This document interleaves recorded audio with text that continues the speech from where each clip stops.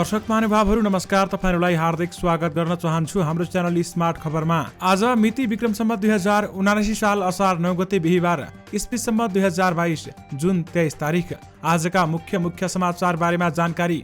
आज कहाँ के हुँदैछ?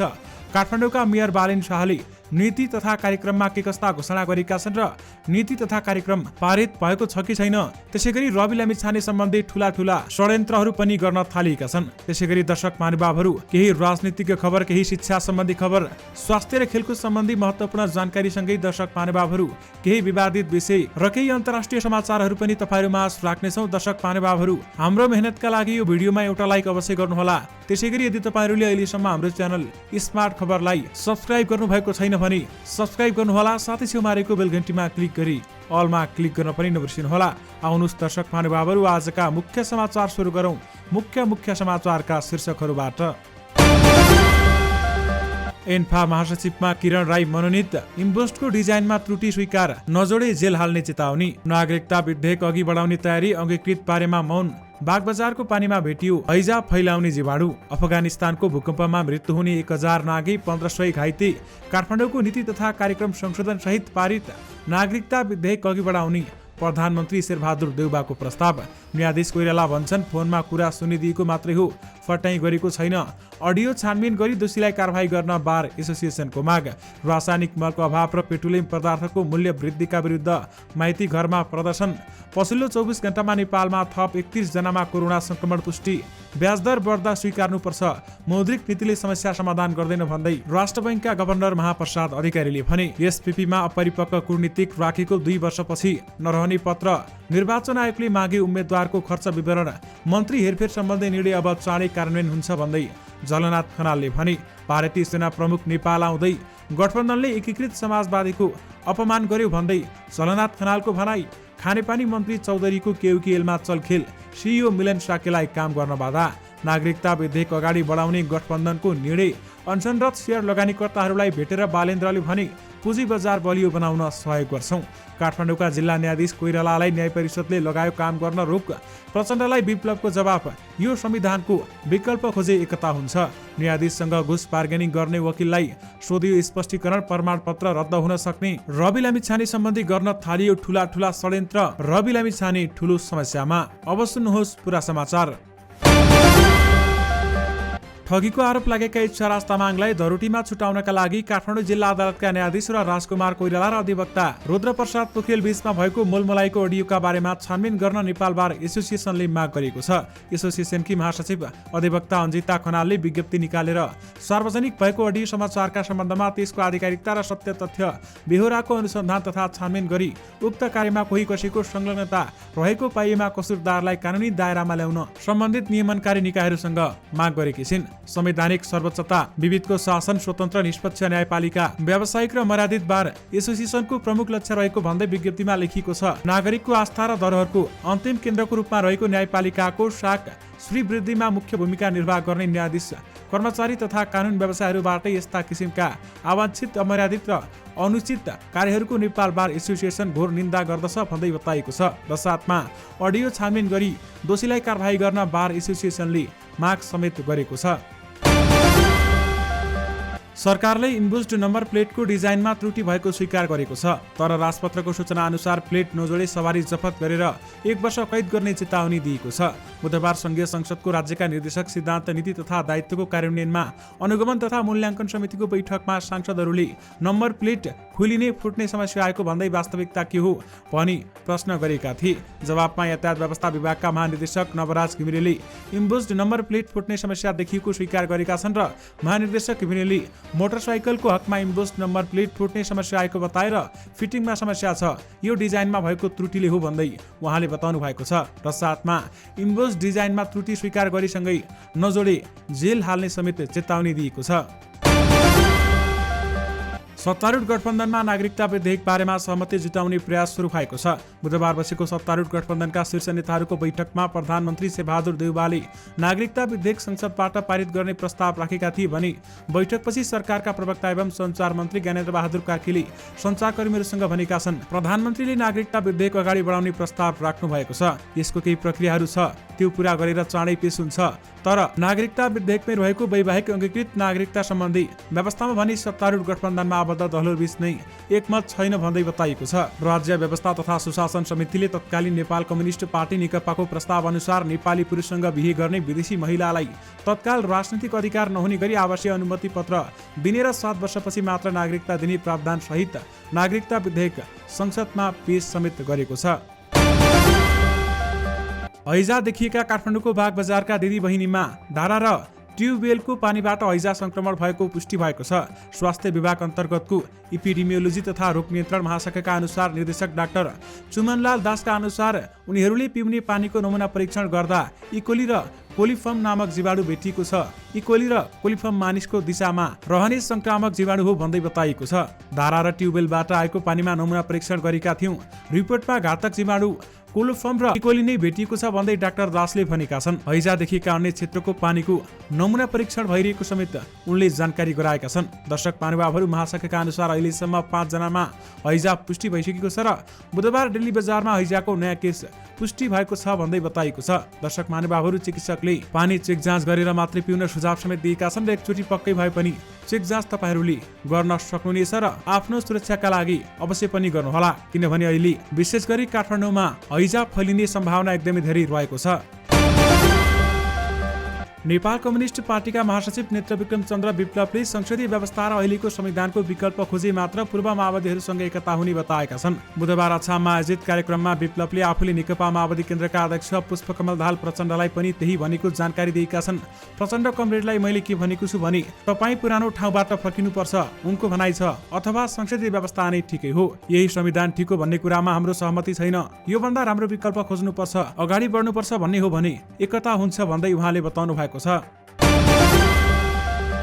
काठमाडौँ महानगरपालिकाले आफ्नो नीति तथा कार्यक्रम संशोधन प्रस्ताव सहित सर्वसम्मत पारित गरेको छ। महानगरपालिकाले 11औं नगरसभाको दोस्रो बैठकले नगरसभाका सदस्यहरूले प्रस्ताव गरेको संशोधन सहित पारित भएको हो भने महानगरका मेयर बालेन शाहले नगरसभा सदस्यहरूले उठाएको विषयहरूलाई संशोधन सहित स्वीकार गरेर अगाडि जाने बताउँदै संशोधन सहित नीति तथा कार्यक्रम पारित अथवा प्रस्ताव राखेको थियो, जसलाई नगरसभा सदस्यले सर्वसम्मत पास गरेका हुन्।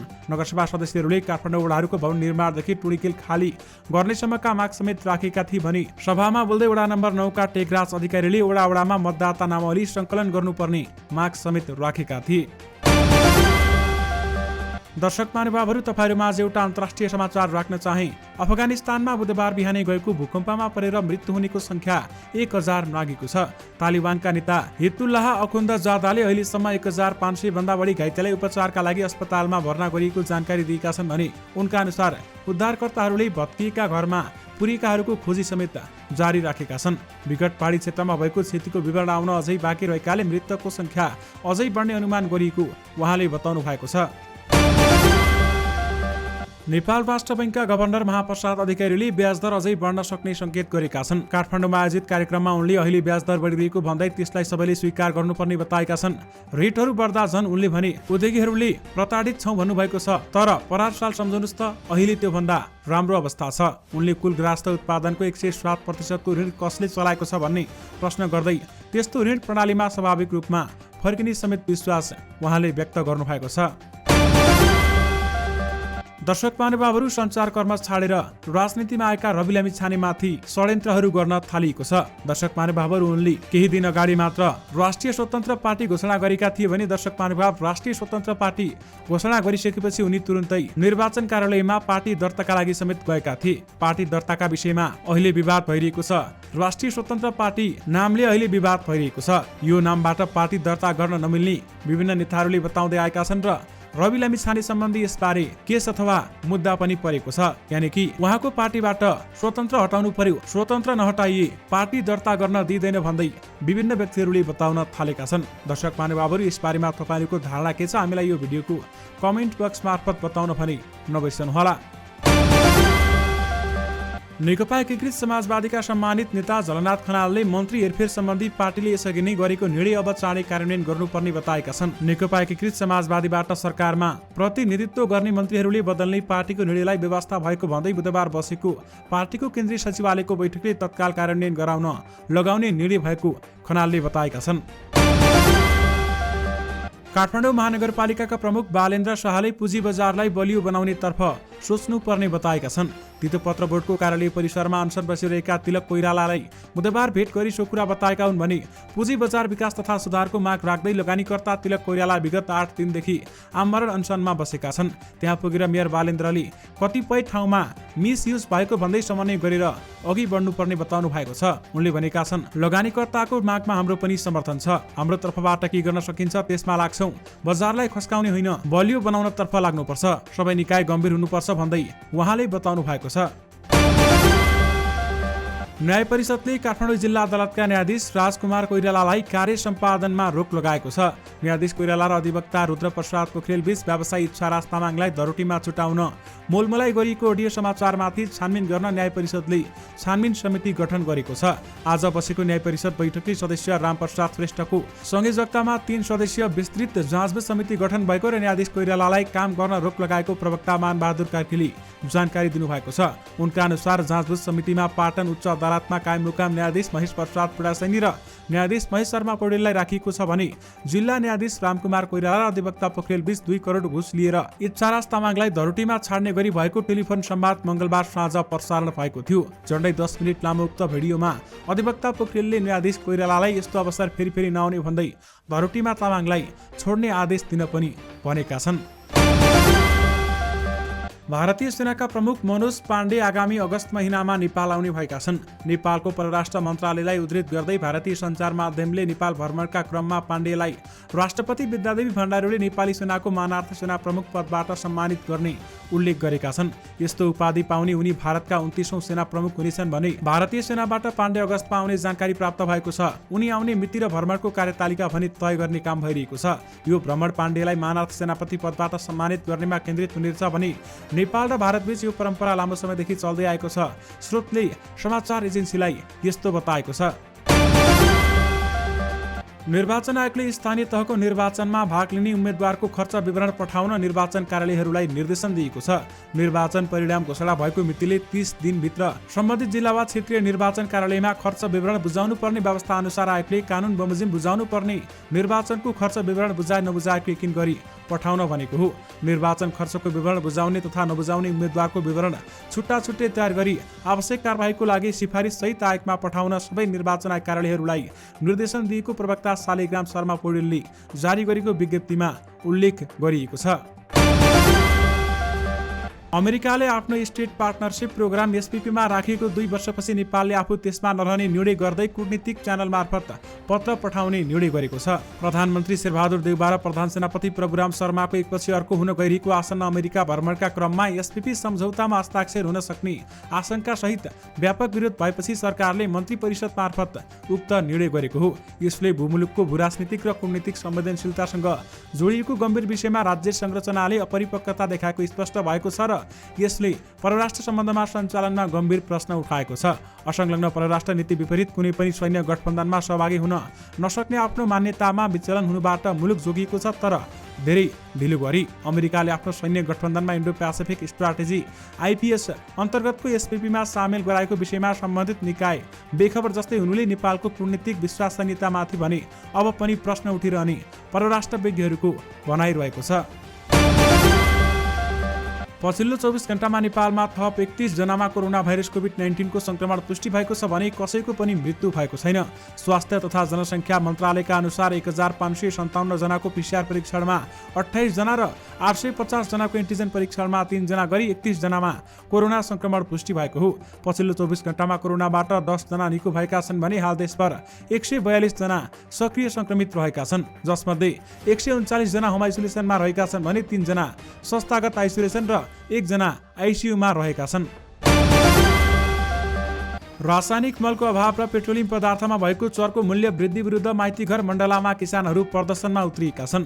संयुक्त किसान आन्दोलनको ब्यानरमा उनीहरूले किसानहरूलाई तुरुन्त मल बिउको व्यवस्था गर्न माग गर्दै पम्पलेट सहित प्रदर्शनमा उत्रिएका हुन् भने उनीहरूले किसानलाई तुरुन्त मल बिउको व्यवस्था गर, मलमा भइरहेको कालोबजारीको अन्त्य गर लगायतको नारा सहित प्रदर्शन गरेका छन्।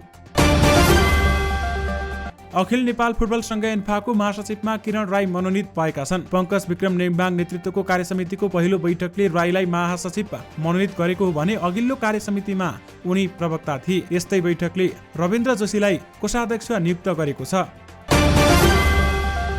नेकपा एकीकृत समाजवादीका सम्मानित नेता एवं पूर्व प्रधानमन्त्री झलनाथ खनालले सत्ता गठबन्धनले आफ्नो पार्टीको अपमान गरेको आरोप लगाएका छन्।